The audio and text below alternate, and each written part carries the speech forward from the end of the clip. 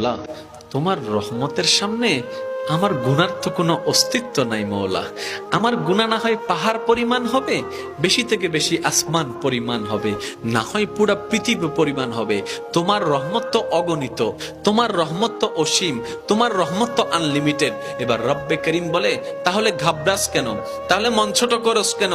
আরে গুনাহ করেছো তো করেছো, কি হয়েছে? একবার তো তওবার মাধ্যমে আমি রবের দরবারে ফিরে আই।